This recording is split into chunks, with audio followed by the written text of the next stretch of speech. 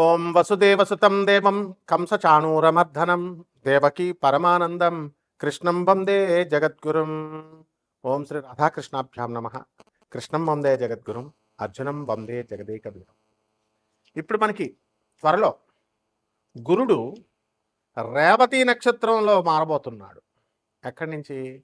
మనకి ఉత్తరాభాద్ర నక్షత్రంలో మీనరాశిలోనే ఉంటూ ఎప్పటి నుంచి అంటే మే 17, 2026 సంవత్సరం నుంచి రేవతి నక్షత్రంలోకి మారబోతున్నాడు. మరి ఈ మార్పు వల్ల ఏం జరుగుతుందంటే ఎప్పటి వరకు ఉంటాడండి అంటే అక్టోబర్ 9, 2026 సంవత్సరం వరకు ఉంటాడు. ఒక సిగ్నిఫికెంట్ 29 ఇయర్ కార్మిక్ సైకిల్ని ఒక మీకు ఇవ్వబోతున్నాడు అనమాట. ఆ తర్వాత మనకి ఈ మార్పు వల్ల మనకి సాటర్న్, ఈ శని ఈ రేవతి నక్షత్రంలోకి మారడం వల్ల ఫైనాలిటీ వస్తుంది మీకు. అంటే ఏదైనా సరే ముగింపు, ఏ పని చేసినా సగంలో వదిలిపడేస్తూ ఉంటారు మీరు ఆ గ్రహ ప్రభావం మాట. ఇప్పుడు ఫైనాలిటీ వస్తుంది. అలాగే చక్కగా స్పిరిచువల్ ట్రాన్సిషన్, ఎప్పుడు ఏకాంతంలో ఉండి ఆధ్యాత్మిక ఉన్నతిని మీరు పొందుతారు. అలాగే మీరు చక్కగా కార్మిక్ క్లోజర్ అవుతుంది, మీకు క్లీన్స్ అవుతుంది చక్కగా. ప్రతి ఒక్క ఇండివిజువల్ మీద, ప్రతి ఒక్క వ్యక్తి మీద ఒక గొప్ప ఇంపాక్ట్ వస్తుంది. అది ఎలా అంటే profound inner shifts and endings, startings endings అన్నీ కూడా చక్కగా చేయగలుగుతారు. మరి ఇప్పుడు మనకి ఎక్కడున్నారు గ్రహస్థితి ఈ 2026 సంవత్సరం యాజ్ ఆన్ ఈ మే నెలలో మనం కనుక చూసుకుంటే మిగతాదంతా కూడా కుజుడు మే 11 తర్వాత మేషరాశిలోకి మారబోతున్నాడు. అలాగే మనకి రవి మే 15 తర్వాత వృషభ రాశి సంచారం చేస్తాడు, ప్రవేశిస్తున్నాడు. అలాగే చక్కగా మనకి బుధుడు మే 15 తర్వాత వృషభ రాశిలోకి వస్తున్నాడు. అలాగే శుక్రుడు మరి మే 14వ తేదీన మనకి శుక్రుడు చక్కగా మనకి ఈ యొక్క మిథున రాశిలోకి వస్తున్నాడు. అలాగే బుధుడు మే 29వ తర్వాత రెండవసారి, మే నెలలో 2 సార్లు అతను మిథున రాశిలోకి వస్తున్నాడు. దీనివల్ల ఏమిటండి మనకి అంటే ఇప్పుడు రెట్రోగ్రేడ్లో లేడు మనకి సాటర్న్.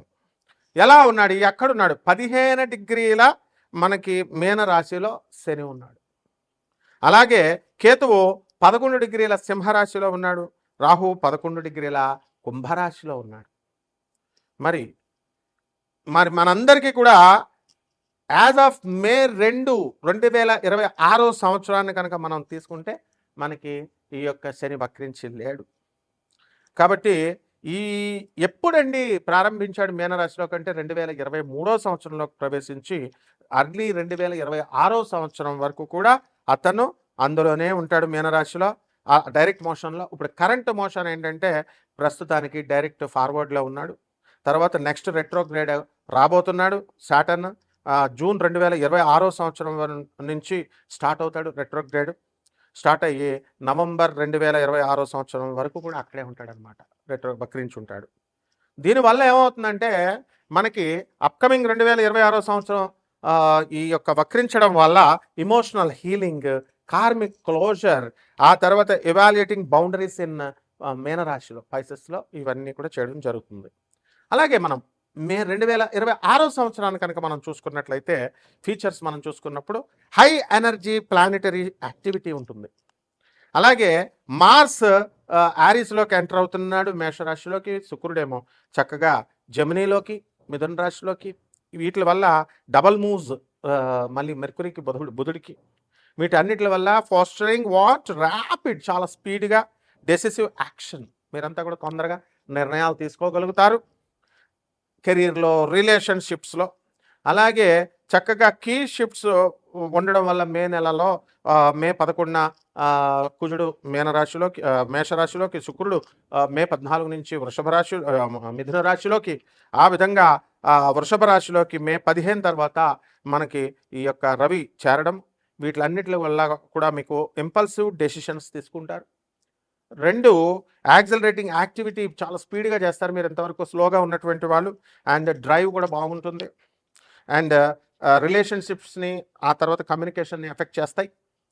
అలాగే ఫోకస్ ఆన్ స్టెబిలిటీ మీద, స్థిరత్వం మీద, రిసోర్సెస్ మీద మీరు ఎక్కువగా స్థిరత్వం వస్తుందన్నమాట.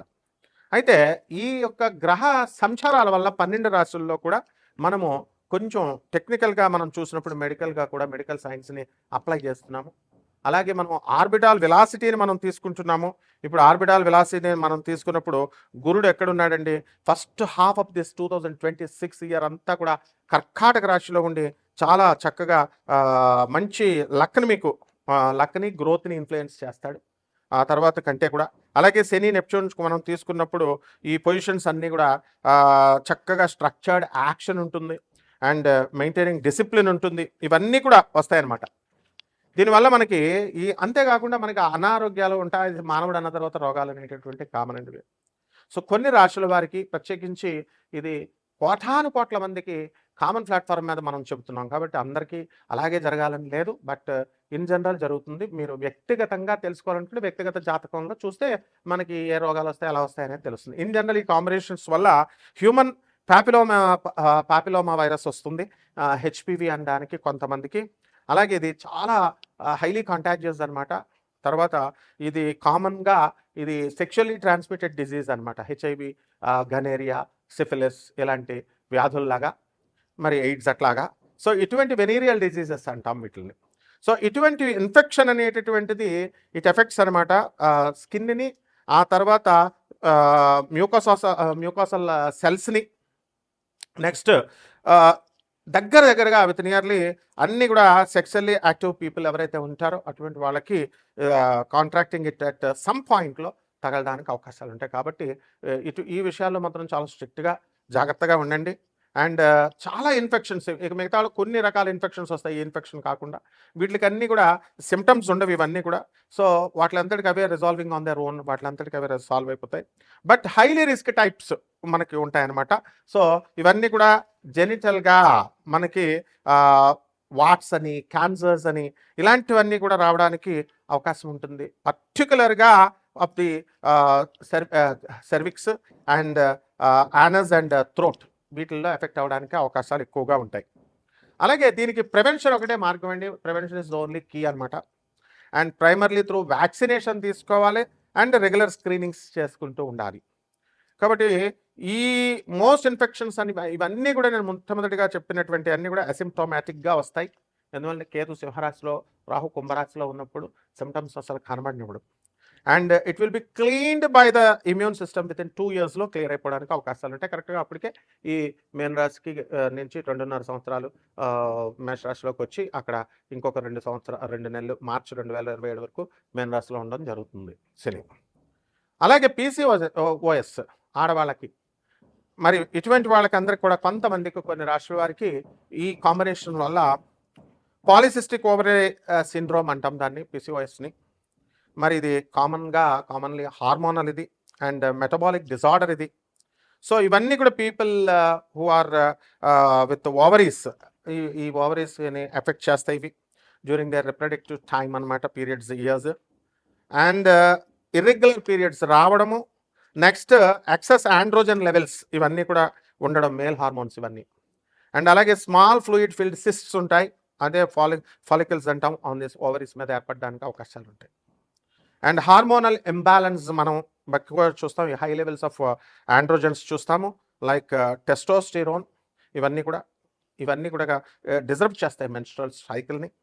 సో ఇట్స్ లీడ్స్ టు ఇర్రెగ్యులర్గా పీరియడ్స్ మీకు రావడానికి లేదా మిస్డ్ పీరియడ్స్ రావడానికి అవకాశాలు ఉంటాయి. సో ఇక్కడ మనం జూపిటర్ యొక్క కాంబినేషన్ తీసుకున్నప్పుడు, వెలాసిటీని మనం తీసుకున్నప్పుడు, మనము దాని ఆర్బిట్లో కానీ అలాగే దాని యొక్క అట్మాస్ఫియర్లో కానీ మనం తీసుకున్నప్పుడు మనం దాన్ని మెజర్ చేస్తాం.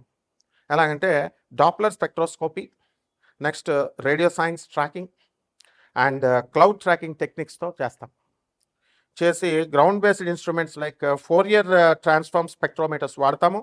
ఎగ్జాంపుల్ జోవియల్ అనేది. అలాగే ఎస్ప్రెసో స్పెక్ట్రోగ్రాఫ్ మెజర్, దీని నుంచి డాప్లర్ షిఫ్ట్స్ నాసా ఉపయోగిస్తుంది, నాసా జూనో మిషన్ అంటాం.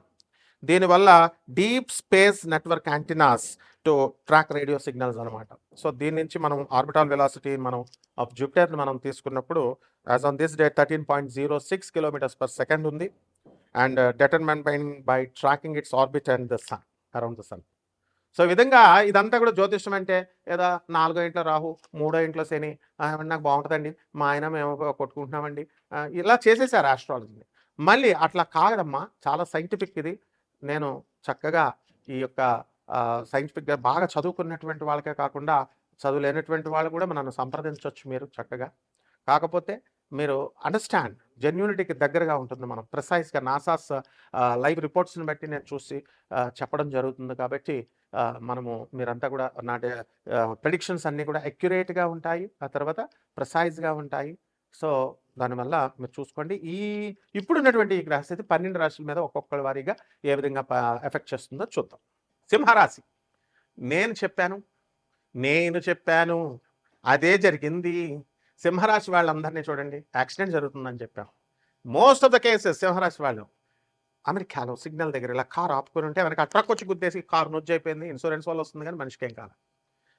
ఎన్నో కాల్స్ నాకు ఆంధ్ర నుంచి, తెలంగాణ నుంచి, గురుగారు యాక్సిడెంట్ అయిందండి, మనిషి పోలేదండి, నేను ఉన్నానండి, యాక్సిడెంట్ అయిందండి. సో దిస్ ఇస్ హౌ ఈ యొక్క సింహరాశి వాళ్ళు చాలా జాగ్రత్తగా ఉండాలి. అది తప్పు మీద అవతలంతా చెప్పండి. మీరు చెవులో పెట్టుకొని ఇదిగో ఇలా పెట్టుకొని సెల్ ఫోన్ మాట్లాడుతూ తర్వాత ఆటో మాట్లాడలేవా? పోలీస్ సిఐలు చెప్తున్నారు, ఎస్ఐలు చెప్తున్నారు, ట్రాఫిక్ వాళ్ళు ఎండలో ఇంత మండు టెండలో చెప్తున్నారు, వింటున్నావు నువ్వు? హెల్మెట్ పెట్టుకో అంటున్నారు, హెల్మెట్ పెట్టుకుంటున్నారు మీరు? మా దత్తువే పెట్టుకోవట్లేదు, హెల్మెట్ ఇలా పెట్టి ముందు పెట్టాడు సార్ అమృత్ సార్. హెల్మెట్ పెట్టుకోకపోతే యాక్సిడెంట్లు అవుతాయమ్మా సింహరాశి వాళ్ళకి ముఖ్యంగా. నెక్స్ట్, ఈ సింహరాశి వాళ్ళకి లాభంలో శుక్రుడు బుధుడు, పెళ్ళిళ్ళు అయిపోతాయి. ఎవడ కావాలండి పెళ్ళి? ఉద్యోగంలో అయితే నీకు పాల ప్యాకెట్లు అయితే మళ్ళీ మరణం డైవర్స్. ఈ రకంగా ఖర్చు అనేదమ్మా, ఖర్చు కావాలా. సో శుక్రుడు బాగున్నాడు, డబ్బు బాగుంది, స్త్రీల వల్ల డబ్బు, అంటే స్త్రీలు పరాయి స్త్రీలు కాదు నేను. తర్వాత ఈ యొక్క భార్య మూలకంగా, తర్వాత అత్తగారు ఇవ్వాల్సినటువంటి బుధుడు నీ మేనమామలు తెచ్చిస్తారు, నీ విజ్ఞానం తెచ్చిస్తుంది, నీ కమ్యూనికేషన్ స్కిల్స్ ఇస్తుంది. అలాగే నీకు ఈ యొక్క సింహరాశి వారికి రాజ్యస్థానంలో రవి బుధులు ఉన్నారండి మే 15 తర్వాత. దానివల్ల ప్రభుత్వం పిలిచిస్తుంది మీకు లాభాలు, టీఏలు డిఏలు అరియర్స్, అనుకున్న పనులన్నీ కూడా చకా అయిపోతూ ఉంటాయి. కానీ అట్ ద సేమ్ టైం ప్రభుత్వం నుంచి కూడా చాలా కొన్ని సమస్యలు రావడానికి అవకాశాలు ఉంటాయి. ఉదాహరణకు వాటర్ వదులుతాడు, వాటర్ బాగుంది, వాటర్ కనెక్షన్స్ లేవు అనుకుని బాధపడ్డారు, వాటర్ ఇచ్చారు. ఇప్పుడు ఎన్నింటికి వదులుతాడంటే రాత్రి 1 గంటన్నరకు 2 వదులుతాడు. మరి అప్పుడు ఫోన్ చేసి చెప్పడం, మీకు చెప్పకపోతే మా వెంకన్న మా ఏరియా 1 గంటన్నరకు 2 వదులుతాడు. మెలుకొని ఉండాలి మనం, ఫోన్ చేసి చెప్పకపోతే. ఇదనమాట సుఖము, నీళ్లు ఇస్తున్నాడు, కష్టము ఉంటుంది, పగలవదలడు. ఆ విధంగా ఈ యొక్క రాశి వారందరూ కూడా ప్రభుత్వం నుంచి మిశ్రమ ఫలితాలు పొందడానికి అవకాశాలు ఉన్నాయి. ఇకపోతే రైతుల్ని మనం తీసుకున్నప్పుడు బ్రహ్మాండమైనటువంటి కమర్షియల్ క్రాప్స్ పెంచుతారు, విధండ వాదాలు చేసుకుంటారు, కామన్ చేసుకోండి, కానీ డైవర్సల్కి వెళ్ళరు. అష్టమ శని ఉన్నాడు, పనులన్నీ లేటుగా అవుతాయి, యాక్సిడెంట్లు అవడానికి అవకాశాలు ఉన్నాయి. కాబట్టి జాగ్రత్తగా ఉండండి. కారుల్లో వెళ్తూ మీకేనా ఉంది సంగీతం సెన్స్ ఉంటే రావయ్యా, స్టేజ్ మీదకి రా, వచ్చి పాడు. కార్ డ్రైవ్ చేస్తున్నప్పుడు ఒకటే మైండ్ కాన్సన్ట్రేట్, నిద్ర వస్తుందండి, పాటలు వినకపోతాయంటే పైకే పోతాం, జాగ్రత్త చెప్తున్నాను నేను. కాబట్టి ప్రభుత్వ ఉద్యోగస్తులకి అందరికీ కూడా ప్రమోషన్లు రావడానికి అవకాశాలు ఉన్నాయి. స్వతంత్ర వృత్తులు చేస్తున్నటువంటి వాళ్ళు ఎదగడానికి అవకాశాలు ఉన్నాయి. మహిళలకి భర్తలు వశమయ్యేటటువంటి అవకాశాలు ఉన్నాయి. మీ జీవితంలోకి మేము చేతబడులు చేస్తాం, మేము మరుగుమందులు తీస్తాం, మేము తర్వాత ఈ యొక్క మరుగుమందులు, చేతబడులు, తంత్రం, ఒక మంత్రం రాదు, ఒక శ్లోకం రాదు, చేస్తామనేటటువంటి వాళ్ళు పరిచయాలు అవుతారు. దీనివల్ల జాగ్రత్త. మూఢనమ్మకాలు పెంచుకోవడం వల్ల సర్వనాశనం అయిపోతారు. వాళ్ళు ఏదో మందులో ఏదో ఆకులో పసర ఎవడో ఇస్తున్నాడు వశీకరణం అంటే పెట్టేస్తాం, తినేస్తాం. అందులో ఏం కలుపుతున్నాడు? మరుగుమందు తీసేస్తున్నాడు, వామిటింగ్ మెడిసిన్ కలుపుతారు, వామిటింగ్ ట్యాబ్లెట్ కలుపుతారు. అది వామిటింగ్ కక్కేసాడు, ఆకు ఏం పెట్టాడు? అండ్ అసలు ఒక చిన్న ఆకు ఇవ్వాలంటే ఆయుష్ డిపార్ట్మెంట్ ఇవ్వాలి. ఆయుష్ డిపార్ట్మెంట్ సర్టిఫికేషన్ లేకుండా మరుగుమందులు ఇచ్చేటటువంటి వాళ్ళ మీద పోలీస్ నియంత్రణ ఉండాలి. అటువంటి వ్యవస్థలో పోలీసులందరూ కూడా I request all the commissioners and the DGPs to arrest all the fellows who are giving this ఏమిటిది ఆయుష్ సర్టిఫికేషన్ లేకుండా ఈ యొక్క చేతబడి మరుగుమందులు ఇచ్చేటటువంటి వాళ్ళని ఏరి పారేయాలి మనం. మీరు ఏరి పారేయకపోతే నేను ఏరేస్తాను. I will put all the pills and in the courts of law. సో ఈ విధంగా ఈ యొక్క సింహరాశి వాళ్ళంతా కూడా చాలా జాగ్రత్తగా ఉండాలి. పరిహారాలు ఏమిటంటే మీరు చక్కగా ఈ యొక్క శని రేవతి నక్షత్రంలోకి వచ్చేసాడు, శని జపం చేయండి, శని స్తోత్రాలు చదవండి, శనికి కిలోం పావు నల్ల నువ్వుల్ని నల్లని వస్త్రాలు పేద బ్రాహ్మణులకి శనివారం నాడు ఉదయం 8 గంటలకు దానం చేసుకోండి. 10 మహావిద్యల్లో ఒకటైనటువంటి మహాకాళి అమ్మవారి యొక్క హోమాన్ని మీ ఇళ్లలో చేసుకోండి, బ్రహ్మాండంగా ఉంటుంది. రావి చెట్టును పెంచండి, శుభమస్తు.